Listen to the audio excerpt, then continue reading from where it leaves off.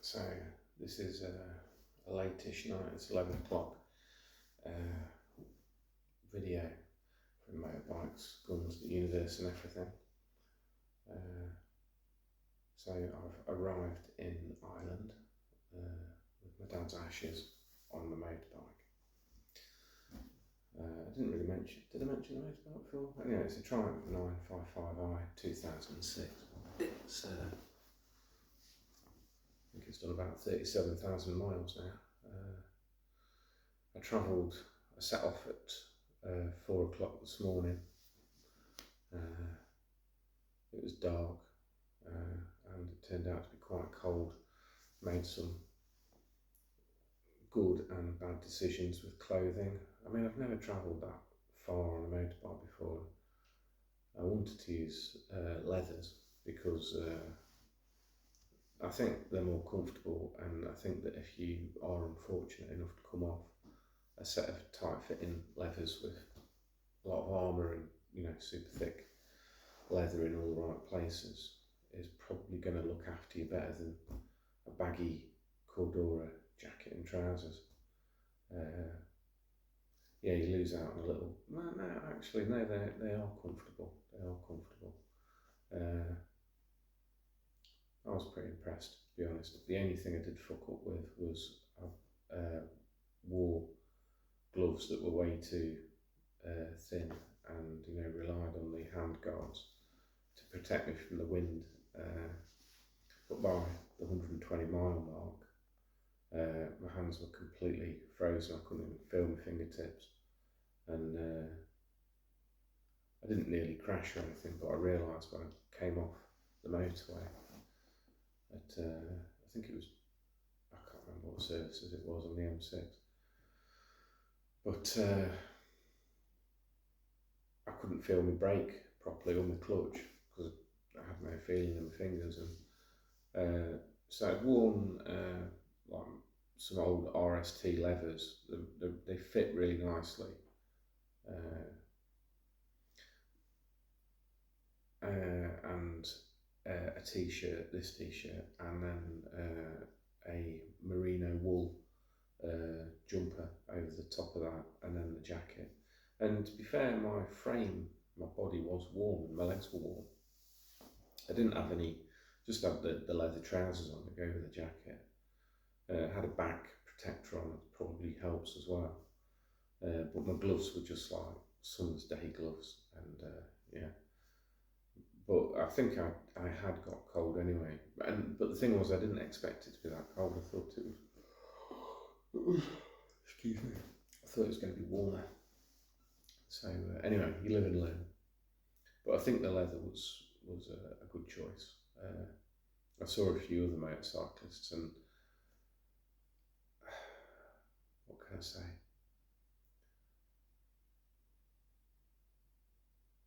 I always try not to be a cliche. I always try not to just do what everybody else does. You know, I don't like to be seen to be copying. I don't know why I'm like that. I don't know if it's something my dad taught me. But, you know, if there's one way of doing things that everybody's doing, I'll try and find a different way of doing it. Even simple stuff like what to wear. You know, to me that's important. And I think as well the fact that you're wearing, you know, the leathers are red and white and black, I think, and you know, they have like unusual, you know, it's all, you know what Power Ranger leathers look like. You know, they make the eye, they stand out to the eye, and that's something I think is important, you know, for other motorists, because without putting too fine a point on it, a lot of other motorists are like zombies, and they just don't see you. You know, even if you're on a motorbike and you're big and you've got your lights on and all the rest of it. And I do think that it's become kind of fashionable to, you know, go stealth mode. But when you're stealth mode and it's like dark or nearly dark, people in cars have even less chance of seeing you.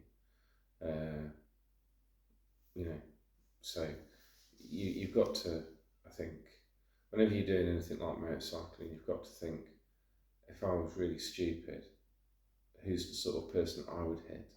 And it would be the person that's more difficult to see, I guess. So yeah, that was my theory, and I think and the thing is, if it rains, obviously leather is completely shit once it gets. Although I have waterproof my leathers, but really, you could only expect them to deal with a shower.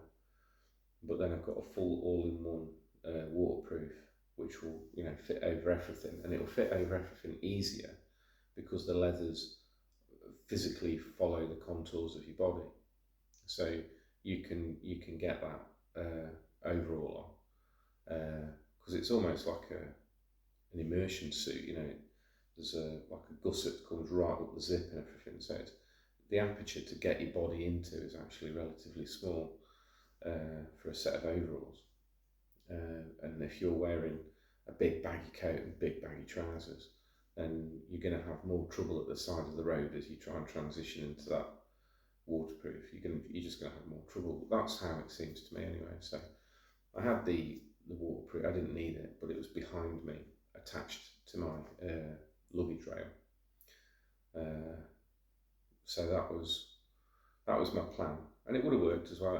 But when I stopped at the services, and I was bloody shaking, I was really cold. I've got these old gloves that a mate gave me, made by a company called Vice, or Weiss if you're English, and it says on them -30-degree gloves, and I don't know what they'd be like at -30, but whatever temperature it was this morning, they got my hand. Well, I warmed up before I got on the bike. Obviously, I didn't go with. I can't believe how boring I'm being talking about gloves and stuff, but maybe somebody wants to know. And I warmed up my hands, had some coffee, ate 3 sausages, because I'm on the carnivore diet, which is how I've managed to lose well over a stone now in 2 months. But anyway, I'm going to do a separate video on that because I think it's important that people understand some of the things about eating and what it does to you. And now that I've found out certain things, I do want to help people, to be healthier. So anyway, so got back on the bike, filled it up with the most expensive fuel ever. It's like $1.74 a litre for super duper unleaded. But I do believe that you probably get a little bit further on super duper unleaded, but $1.74 was just absolutely taking the piss and wank at the same time. So so that was that. So off I went again, got to Scotland, and I thought, because it was quite cold, but I wasn't dying of cold, it was just a bit more uncomfortable. And then it was really cloudy when we got to Scotland at first, so the temperature didn't really improve. And then I think it was about 50 miles into Scotland, I forget exactly where, but I had the coastline on my left, and it was magnificent, beautiful. Obviously you've got to keep concentrating on the road itself, but there was what we in the UK would call mountains, and what everybody who lives in Italy and places like that would call small hills. But there was a bank of cloud over the top of these mountains, stroke hills, and it was just like, I've never seen anything like it. It was just like capping the whole, and it just looked as if somebody had got like a great big, long, enormous piece of cloud and just plonked it straight on top of these mountains, stroke hills.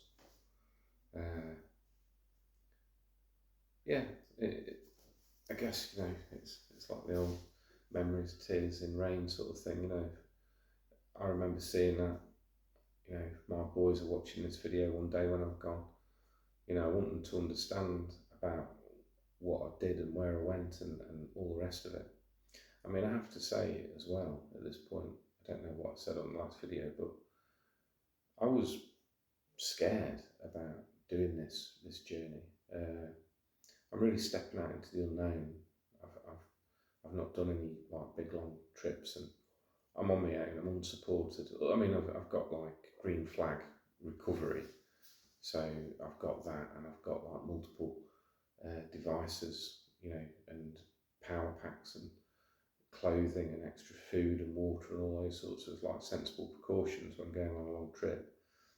So, you know, and it's not like I'm going into the desert. I'm not like going into, you know, like Sahara or something. So, you know, but there are big adventures and there are smaller adventures. And to me, it was an adventure. You know, I was out of my comfort zone, riding that far. It's an old motorbike. You know, it had like 2 weeks ago, a load of smoke came out of the behind the dashboard, and that hasn't been resolved. It blew a fuse at the time.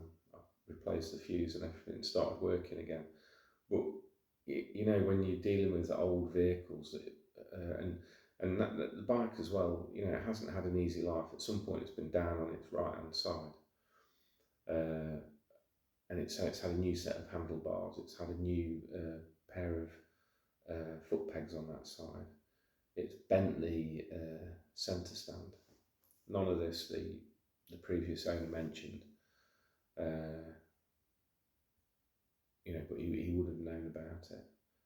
But so you don't know what that bike's been through. Oh, and it had a hole on the engine, like there was a drain plug on the front of the engine on the left hand side for the water jacket, and somebody has unscrewed it, and it's either snapped on the way in or snapped on the way out. But either way, it's snapped off, and it's left a stub inside the engine block. But it was leaking round it, weeping.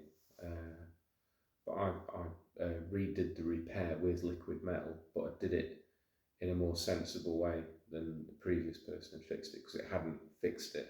Somebody just like got a blob and fucking stuck it on, and it just didn't do anything.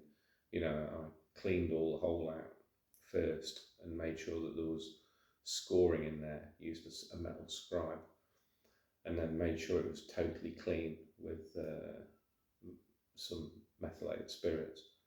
Was it? No, it wasn't methylated spirits, because that would leave a residue. I forget what, basically like a nail varnish remover.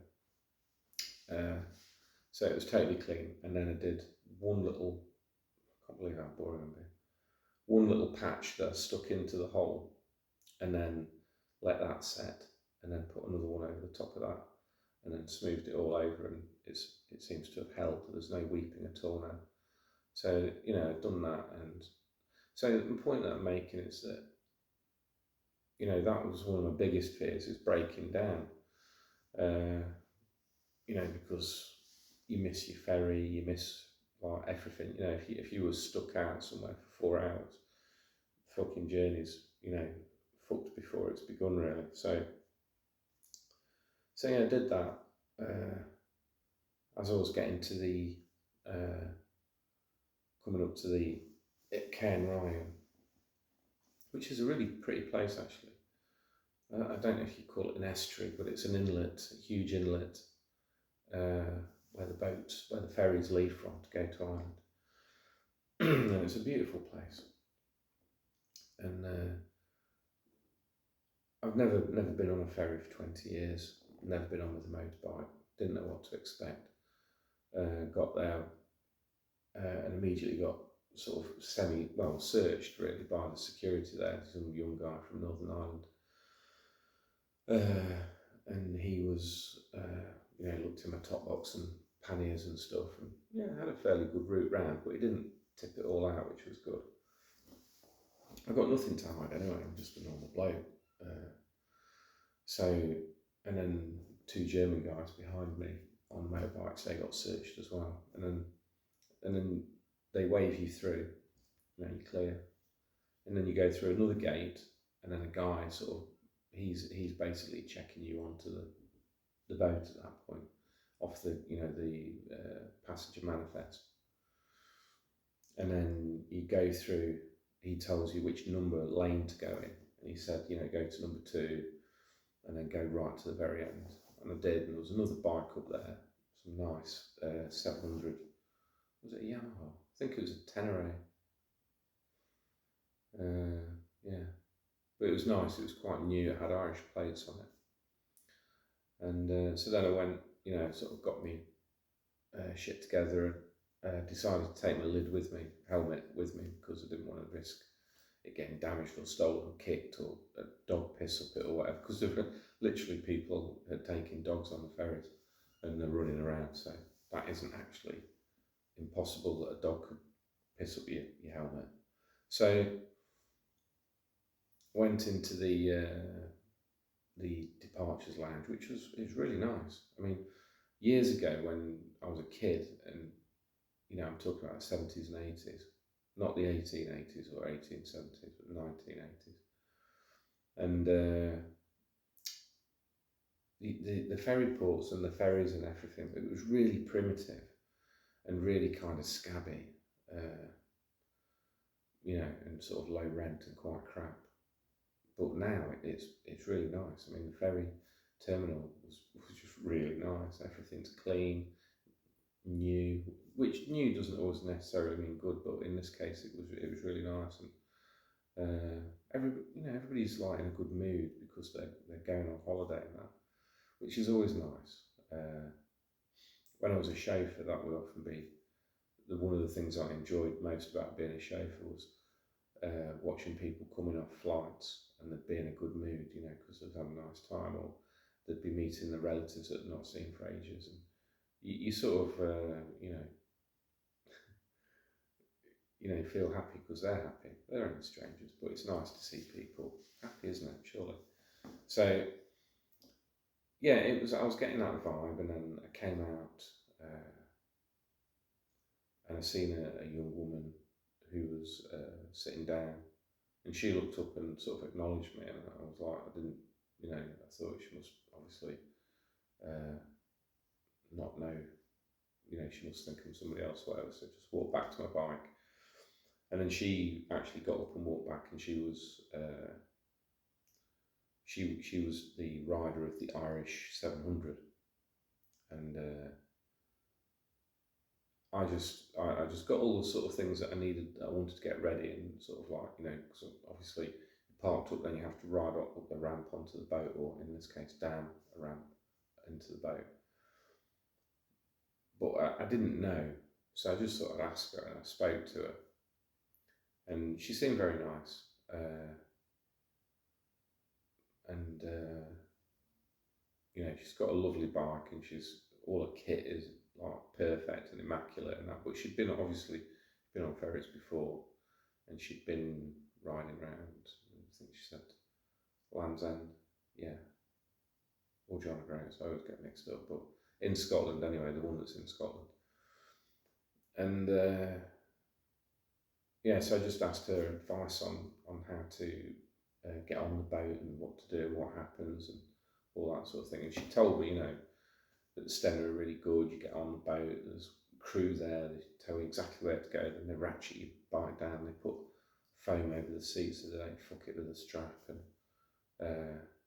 you know, and yeah, she was really polite, really helpful. But it was one of the things that sort of bothered me, not about her, but something she said, and because we had a sort of a conversation about Ireland and why I was there, and I just blurted out, "Oh, I'm taking my dad's ashes back," and you know, and she said something about you've always got to be careful who you talk to in Ireland, and how you talk to them, and what you tell them about yourselves.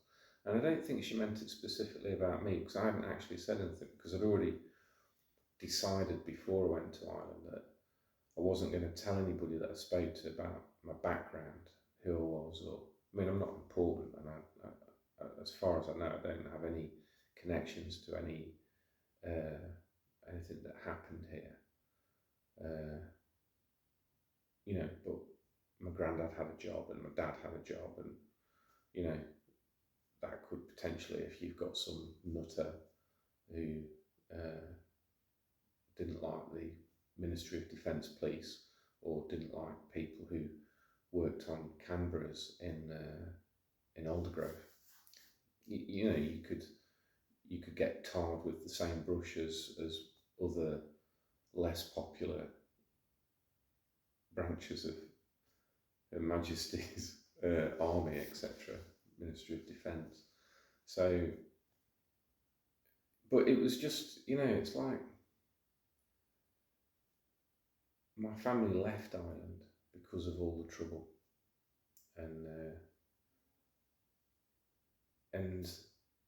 you know, my dad always said that prior to the Troubles, people really did get on, and there was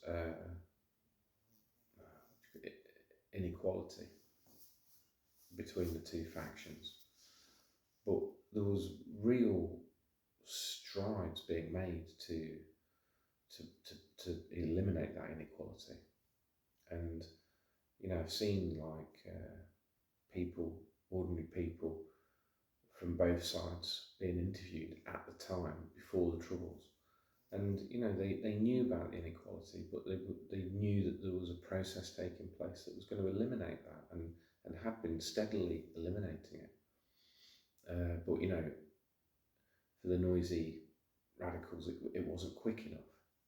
So you know, it ended up being an armed struggle that robbed me and many other people, I'm sure, of the right to grow up in the place where they were born.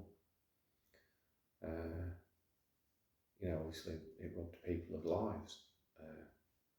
You know, like any war, it's horrible. You know, and usually it's the people that start it don't end up fighting it and survive it, and it's just the combatants and the collateral damage that, you know.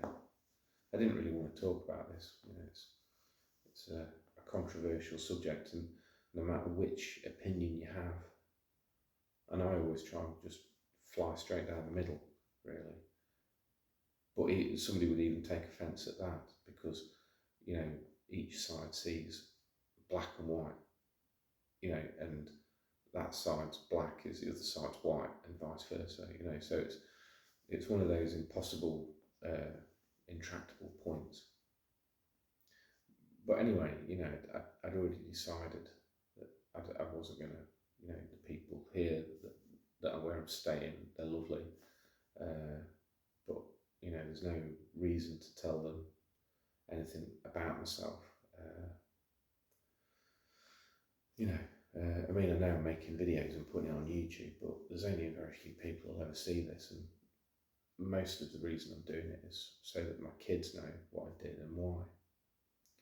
So, you know, and just to, you know, I know now from having lost my dad, just how, you know, sometimes you just want to see them, even if it's just a video like this. You want to see them and hear them talk, because you'll find stuff out that you didn't know and couldn't have known, and it'll also maybe jog memories of other things that you'd forgotten. So, you know, it's for my kids. I've got 4 sons, and you know, I know that they're not that bothered at the moment about me, because, you know, here I am full of life and all the rest of it. But one day I will be gone. I've no illusions about that. So I don't want them to be wondering who I was and what I was about. Just, you know, that's it really. So yeah, so that's taken me up to this evening. I got here, I was exhausted. When I got into Ireland, when I got into Belfast, my sat-nav didn't work. I've got a Beeline Moto 2, and it was fucking brilliant, quite honestly. What a brilliant gadget. If you're doing any travelling on your motorcycle, it's great. The only issue I've had with it was I can't close the screen, so I have to just sort of leave it connected to a battery, like a powerful lithium battery bank thing that I've got. just leave it connected to that, running with the screen on, so nothing can touch it. And then it was absolutely fine. I mean, it gives you all the detail you need. And even coming out of Belfast, which Belfast is a major city, and every fucker knows where they're going to, except me. So, you know, but it was quick. It's quick-witted. The sat nav is. You've got the information on the screen. Everything you need is there on your Beeline Moto 2. So yeah, that was impressive. And then I motorcycled up road through the city, and it was really weird actually, because I was like thinking, Stranger in a Strange Land, which is one of my favourite books, and I can't think of the name of the author at the moment. It will come to me when I switch the video off, and not because I was like, you know, like the story is different to riding a motorcycle through Belfast, but everything's the same in Northern Ireland as it is in the UK, in England, but just slightly different. And then, you know, I went up this road and I seen this huge mural, paramilitary mural, on the wall, UVF one, and I just thought, you know, I am in a strange place. I'm not saying that they're strange, those guys, or anything like that. Just that you don't see that in England. You know, mostly in England, graffiti is much shitter, less skillful. It's actually one of my pet hates, is the proliferation of graffiti. I thought it was something that had you know, been born, you know, in American cities, come briefly over to this country, and then, you know, like people would grow out of it because it's shit and it looks shit. I mean, probably 5 to 10% of graffiti is actually quite creative and good, and the other 90% is like visual diarrhea, and it just makes everywhere look crap. But these guys in this country, some of those murals that they have on the end, the gable end of houses, it's putting aside the political messages and historical messages and the biases and all the rest of it. The artwork is fantastic, and they're really intimidating. You know, like these big pictures of paramilitaries with guns. It's and then, you know, well, I'm not in Kansas anymore, Toto. And anyway, carried on, and I'm tired at this point, you know, because I've been up for 13 hours or so at this point. Ridden nearly 300 miles in England, and then whatever it was here, and but then I hit the countryside. I get out of the city and I'm in the countryside, and it's probably just wishful thinking or wish fulfillment or fantasy or whatever. But when I saw those rolling hills and the little fields of Ulster, you know, I mean, my family, we're not, you know, we've not been in Ireland for 1,000 years or anything. Probably maybe 200 or 300 years. And, you know, my ancestors would proudly say that they weren't Irish as well. But I don't know if they're called Scots-Irish or whatever. None of them are around anymore to ask how they think of themselves. But there was definitely a feeling of familiarity and joy at seeing this country, because, you know, whatever way you look at it, for quite a few hundred years my family's been here, and I should have been here, but, you know, wasn't. And, yeah, can't change any of that now. It's been and past. So So yeah, the sat nav brought me right to the door of the house, dead easy, and it's warm as well now. It's sunny and it's beautiful, you know. It's like, and the roads are so like they're like a computer game, twisty road, you know, amazing. I mean, I'm not a brilliant motorbike rider, so I can't, you know, get my knee down and scratch and all the rest of the cliches, which personally don't think you should be doing on a public road anyway, but there you go. And yeah, then I was here and I met the people that lived here, and they've got these lovely dogs. People seem nice, very friendly and welcoming. I got all my stuff in, had a sleep, nearly didn't wake up. It was only the dogs barking woke me up. Because I set my alarm, and it was really weird because there was 1 second to go on it, and it just stopped, and you couldn't even get it off the screen. It was really weird. But anyway, dogs barked. I woke up after about an hour and a half. I've just been mooching around since. I've watched a programme about Greta Garbo, that was pretty good. I've spoke to my mother, I spoke to my wife, I spoke to my third son, Jack, and yeah, it's been a good day.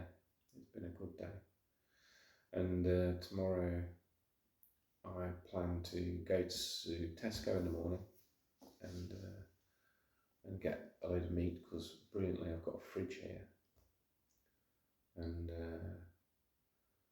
so I can, you know, buy some. I mean, they've actually, as part of the package of this beautiful little annex, they've left me food. There's like a load of really tasty crisps. There's a packet of Oreo biscuits. They've got some bread and croissants and jam. And because I'm on a carnivore diet, I can't eat any of it. They've left me orange juice. I've got milk, but at least it's full cream milk, which I will drink in tea, even though it's lactose. And but I can't eat any of it. I'm going to have to tell them tomorrow, you know. So that's why I'm going to Tesco. I mean, all I eat now is meat, so it's just, I can just buy a load of steaks or pork chops or whatever and cook them in the oven. If there is an oven. Oh no, there's a hob. There's no oven. That's something. No, but there is a Breville, so I could like cook a steak in the Breville. No, I'm not going to do that. No, I'll just fry in a pan in butter or lard. And yeah, it's so yeah, tomorrow I'm going to go to Tesco's, buy some food, bring it back here, and then I'm going to go to Mahee Island for the first time, park up and get a lay of the land, because you know, I've got to put those ashes there. I want to do it as respectful as I can. I don't want to like piss anybody off or anything like that, but it's private and I don't want anybody else involved. Like I say, if there's some sort of legal price to pay for bringing an Ulsterman home to Ulster, then, you know, knock yourselves out, authority. I'll deal with that if it happens, you know. But yeah, okay, yeah. So that's what I'm doing tomorrow. Oh yeah, and I've decided I'm going to go up the Antrim Coast Road as well. You know, I need to make sure that while I'm here, I do as much as I can. I want to go to, it's either Port Rush or Portaferry, but it's right at the top, the north bit of Northern Ireland, and I just want to see some stuff. I just want to like see some of the country, and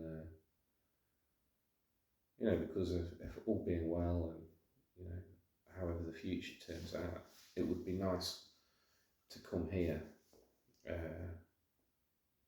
I don't think my dad thrived in England. I think he always wanted to be here, and now when you see it, you can understand why it's much nicer than England. It just looks nicer.